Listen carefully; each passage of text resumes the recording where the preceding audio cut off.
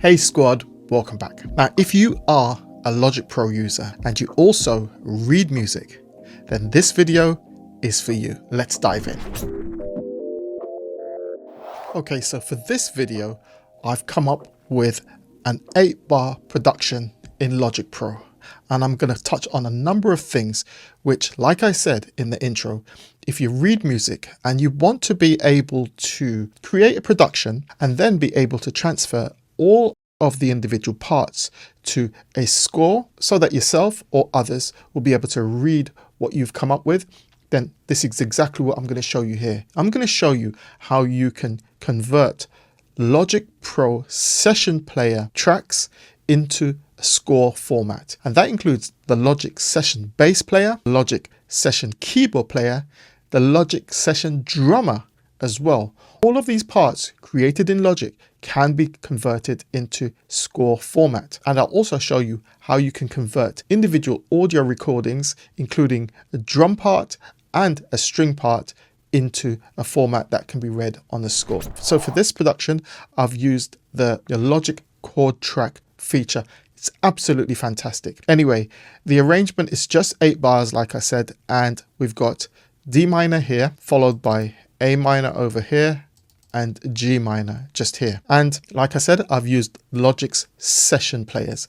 We've got the Logic Session Drummer here, the Logic Session Percussionist. Down here, we've got the Logic Session Bass Player and the Logic Session Keyboard Player twice. So we've got 2 different keyboard parts. I've then added a guitar part from the fantastic Output Arcade. Make sure you check out the link in the description to download and try Arcade. It's absolutely brilliant. I use Arcade in every single one of my productions now. But what this offers as a resource is brilliant. And the other thing I've got down the bottom here is some strings from Arcade as well. So let's have a quick listen to the 8 bars that I've prepared so far, and then we'll dive into converting these parts into a format that can be read as part of a score.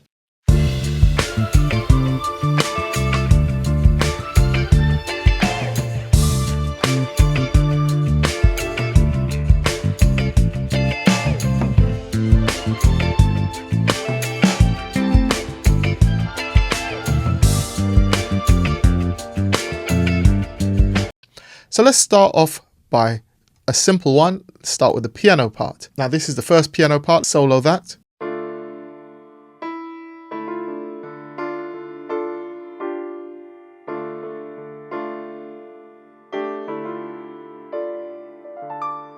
Okay, now the first thing I want to do as part of this process is to duplicate the piano track.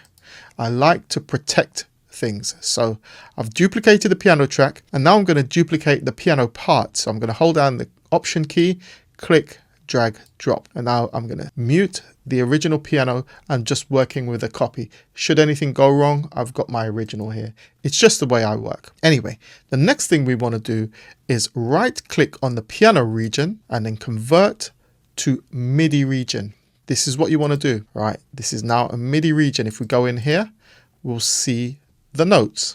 Whereas if we were to go to the original part, this is what it looks like in the editor. This is all of the Logic Session Player functionality that you're going to get in terms of controlling the dynamics and the actual playing style and feel of that particular part. Once again, check out my videos on the Logic Session Players. These are must-watch videos for any of you who are serious about keeping up with the advancements in Logic Pro. Anyway, let's get back in to the MIDI region right here. These are the MIDI notes.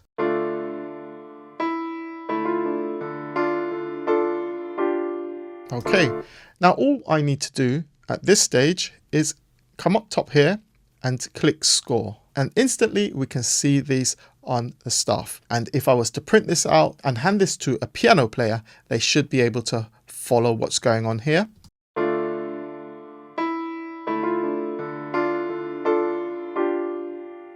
So you've got the treble clef, the bass clef, and it's all there ready for reading. This is a piano part. Over here, this is the region inspector just here. Make sure the style is piano. We're going to come back to that in a minute. Okay, this of course is a piano part, so we want to make sure that we're looking at it from a piano player's perspective on the manuscript paper if it was printed. All right, now that's our first piano part. How about we do it for the second piano part? Let's do the same thing here. Duplicate the part. Let's turn these off and just solo this one. Go in here and right click on the region, come down to convert and convert to MIDI region. There we are, a MIDI region. Now let's have a listen to that. These are just block chords, and this is what it looks like as MIDI notes in the piano roll. Pull it up in the score, and this is what we get. Okay, again, over here under the region inspector, I've got this set to piano in terms of the style, and that one is sorted. Now we're going to look at the bass part. Once again, exactly the same process. Duplicate the track, make a copy, mute that. Let's have a listen to the bass part soloed.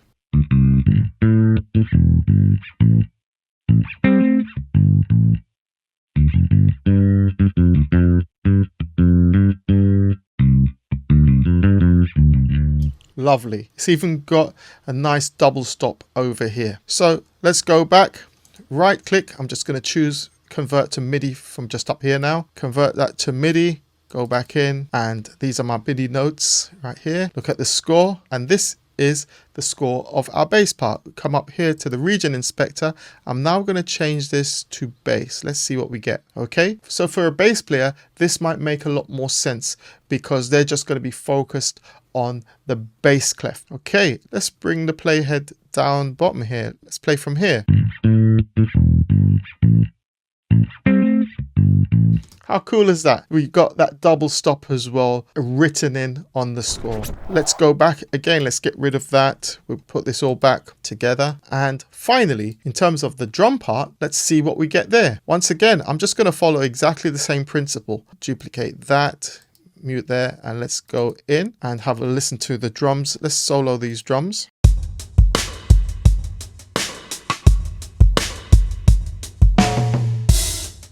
Cool. So let's convert this into a MIDI part. Convert to MIDI region, which is what we've got here now. Let's have a look at that.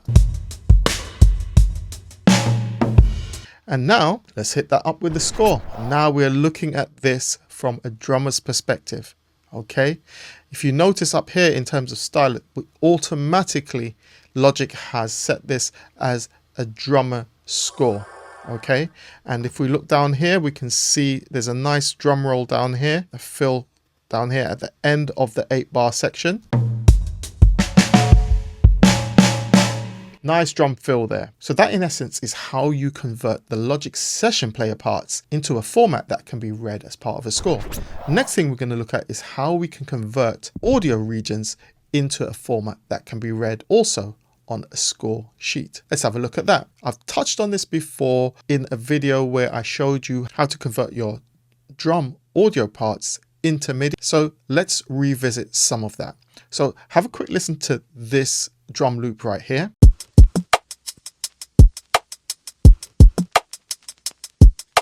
Okay, essentially we've got a kick, a snare, some hi-hats, and then a second sort of percussive sound, maybe like a tom or something like that. Let's say, for example, you had your drum kit mic'd up and all of the parts had their individual mics and you recorded all of the parts separately. So kick on one track, snare on another, and each tom on each individual track. There's a provision for that where all you're doing is you're converting one sound, the kick drum, for example, from audio to MIDI. However, this is a stereo file with about 4 different drum sounds embedded. So let's see what's possible right here. The first thing you want to do is select the drum audio region and then come up to track and down here to replace or double drum track. Click on that and now you get some options and it asks you at the top here. Again, remember it's looking for an audio track with just a single drum sound. For example, just kick drums it's expecting, but this has got at least 4 different drum sounds. So we're just going to go with kick for now. Well, we want to replace, so we're going to leave it on that. The relative threshold, we're going to leave at -12 dB. We're just going to leave it all as standard for now. Okay, it's done the conversion. And now let's have a listen to what we've got here. Okay, now this is what the original sounded like. So what we've essentially got now is all of the impulses have been converted into kick drums. If I was to assign this new MIDI region, have it play on a drum kit designer track like so. Now let's have a listen to what we've got. Okay, if we go back in, well, I know for certain this is a snare drum. Let's bring this up.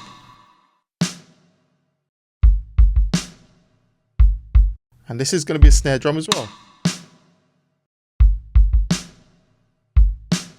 Okay, and all I need to do now is use this collapse mode feature and come back to my part right here. Let's continue playing.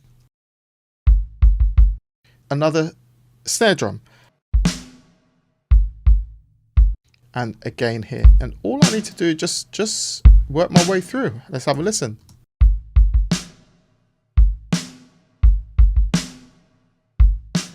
Now, of course, the process has eliminated the hi-hats and that percussive sound, that's tom sound, because the threshold was set too high in order to pick that up. But that's fine. All I want to extract from this are the kicks and snares. That's one way of doing it. All we need to do now is come to score, and here are our notes on the score. Make sure you've got this set to drums in terms of the style. Drums just here, and okay, so the final thing I want to show you is how you can convert an audio region, not drums, but just a straight up audio region from audio to MIDI. Again, I've done videos on this and I'll have links pointing you there if you want to go into more detail. But for this one, it's going to be just a solo part, and it's going to be a string section. Have a quick listen to the part that I want to convert.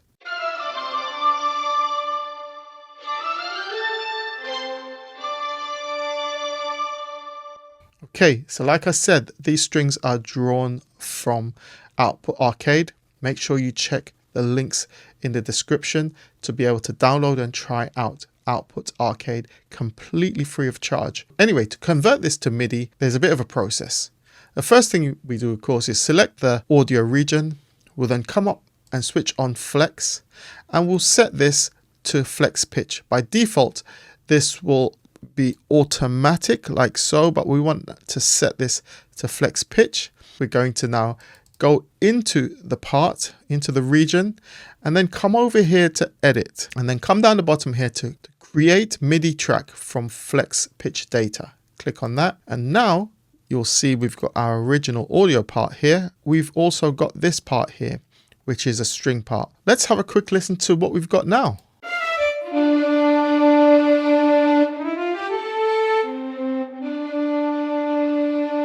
Not bad. Of course, there are some mistakes there that some of the tones it didn't quite catch, but it's not so bad where you can't go in and make the edits to be able to replicate the original part being played. Click score. The notes are then put on the score. At the moment, the style is set to treble. This here is how you do it. So hopefully I've brought you value in this video, and if I have, remember to subscribe to the channel and drop me a note. It's always great hearing from you. Don't forget to check out the links in the description if you want to check out some of the tools I use, such as the Waves plugins, Output Arcade, and you can support me on Patreon as well if you feel moved to do so. So until next time, I'm Deuce, I'm out, peace.